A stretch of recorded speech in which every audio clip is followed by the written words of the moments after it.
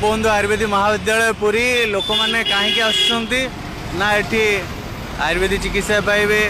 मागणा medicine पाइबे सुलभ मूल्य सब जिन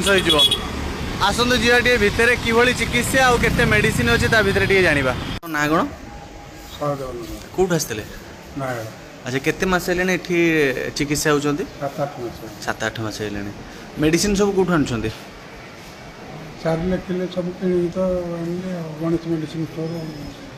सार लिखुं गणेश मेडिसिन स्टोर ना मेडिसिन लिखि दौन जा आण मिल नहीं मेडिसिन स्टोर कौट मिल कहले सार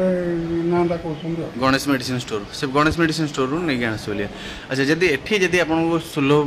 जो मागणा जदि मेडिसिन मिलता ताले आपको बाहर जावाक पड़ता नहीं सर केते टका खर्च कले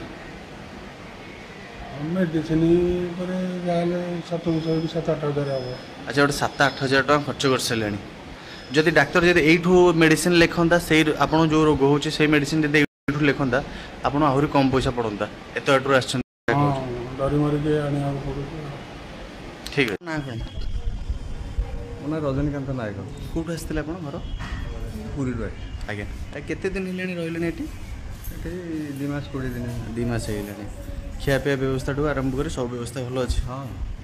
अच्छा मेडिसिन जो कहते मेडिसिन आम बाहर किणु आम बोले सब रोगी किणुं बाहर अच्छा यहाँ मुझे समस्त बुझी सारे जो डॉक्टर जोटा लिखुं से स्टक ना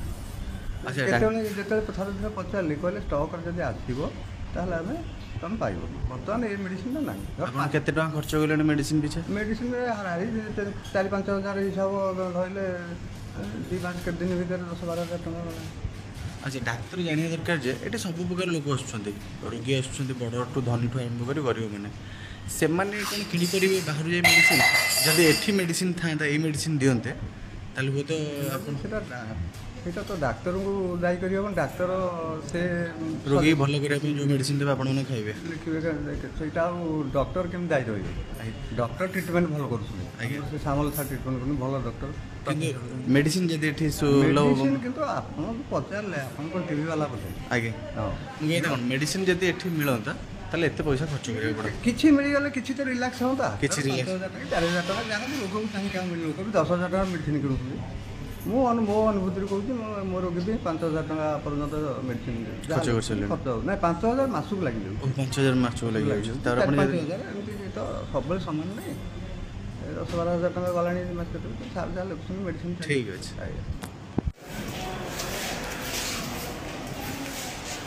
ये है आमर गोपबंधु आयुर्वेदिक महाविद्यालय अति सुंदर है भितरटा भी बहुत सुंदर है सबुठ बड़ कथा हूँ जो रोगी मैंने आसुँच एठी ट्रिटमेंट होती ट्रिटमेंट होगापर एठी रोगी मानक मेडिसिन जो दिया से बाहर कहीं एठी जिते भी रोगी आसुँच ट्रिटमेंट करने चिकित्सा करने समुदाय 9टी मेडिसिन अच्छी जहाँकि मु मेडिकल सहित आलोचना करी डाक्तर मान सहित 9टी मेडिसिन रोगी मानक चिकित्सा हो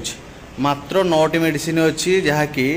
गोपबंधु आयुर्वेदिक महाविद्यालय टोटाली दूर दूरांतर नयगढ़ कहतु गंजाम कहतु दूर दूर ये लोक मैंने आसुँच किंतु 9टा मेडिसिन ये अच्छी आउ 9टा मेडिसिन ट्रिटमेंट चलती रोगी सेवा चलती ये हूँ पुरी गोपबंधु आयुर्वेदिक महाविद्यालय दुख भरा कहानी।